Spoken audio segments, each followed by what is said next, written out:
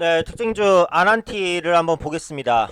경협주의 이제 대표격인 종목이라고 볼 수 있을 것 같은데, 오늘 이제 경협주가 전체적으로 강해요. 그래서 지난번에도 이제 경협주를 말씀을 드리긴 했습니다만, 연속성이 조금 떨어질 수 있는 상승일 수 있다. 이런 말씀을 이제 드리긴 했었습니다.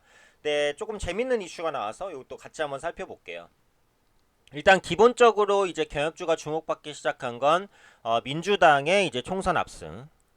거기부터 이제 시작됐죠. 네, 민주당은 북한의 이제 친화적인 정책을 계속해서 짜왔었던 그런 상황이고, 반대로 이제 통합당 같은 경우에는 대북 정책에 있어서는 조금 더 이제 강경한 태도를 유지해 왔었죠. 그래서 그러다 보니까 민주당이 총선에서 대승을 거두면서 경협 사업에 대한 기대감 확대될 수 있겠다. 이런 부분들 때문에 올랐는데, 그보다 이제 그 전에 경협주가 낙폭이 워낙 컸었으니까 진짜 많이 빠졌잖아요. 아난티도 고점 대비해서 저점까지 거의 뭐 8분의 1 토막 정도가 났습니다. 그러다 보니까 시장이 올라오는 과정에서 저가 매수가 들어올 수 있었다. 이렇게도 이제 볼 수 있을 것 같아요. 그런데 그 민주당 총선 승리 이후에 이제 추가적인 상승을 시도했었던 게 북미 관계 개선 기대감이거든요.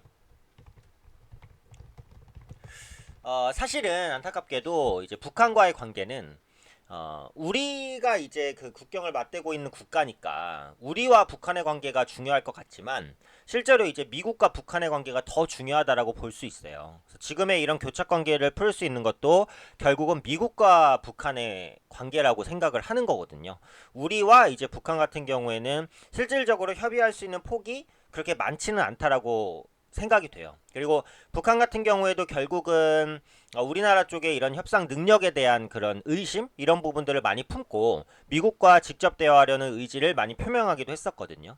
그래서 이 북미 관계 개선 기대감이 얼마나 부각되느냐가 결국은 경협주를 어디까지 끌어올릴 것이냐, 그런 부분들에 영향을 준다라고 볼 수 있어요. 그런데 일단 지난 주말에 괜찮은 이슈가 나왔죠. 어떤 이슈냐? 트럼프가 김정은으로부터 친서를 받았다. 네, 이 이슈예요. 그래서 트럼프 대통령이 김정은으로부터 친서를 받았고 우리는 여전히 좋은 관계를 유지하고 있다. 요 소식이 일단 나왔기 때문에 오늘 이제 경협주가 아무래도 강세를 보일 수 있겠구나. 이런 부분들을 예측할 수 있었어요. 그리고 청와대 관계자도 브리핑에서 트럼프 대통령이 이런 사실, 그러니까 김정은으로부터 친서를 받았다라는 사실을 언론에 공개하기 전에 문재인 대통령에게 미리 알려줬다라고 이제 밝히기도 했습니다. 청와대에서 이걸 또 밝힌 이유는 뭐예요? 미국은 코리아 패싱을 하지 않는다. 그죠? 네, 한국과의 관계를 충분히 염두하면서 전할 건 전하고 공유할 건 공유하고 북한과의 관계 개선을 꾀한다. 이 부분을 강조하기 위해서 이제 청와대는 이 내용을 밝혔다. 이렇게 볼 수 있어요. 그런데 여기서 재밌는 게 뭐냐? 이 트럼프의 친서 발언이 나온 지 하루도 안 돼서 북한 외무성은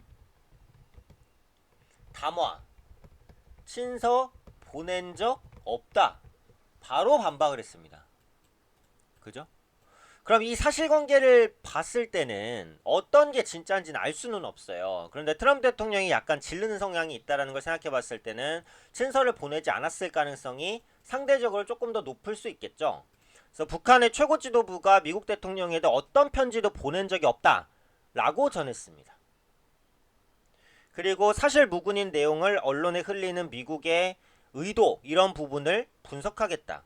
그리고 북미 간의 관계는 결코 여담 삼아 꺼내는 이야기거리가 아니고 이기적인 목적에 이용되지도 않는다 라고 밝혔어요. 이런 부분들이 어떻게 보면 북한과의 관계를 트럼프 대통령이 재선을 위한 도구로 이용하지 말라, 이런 의미라고 보실 수도 있어요. 그렇죠?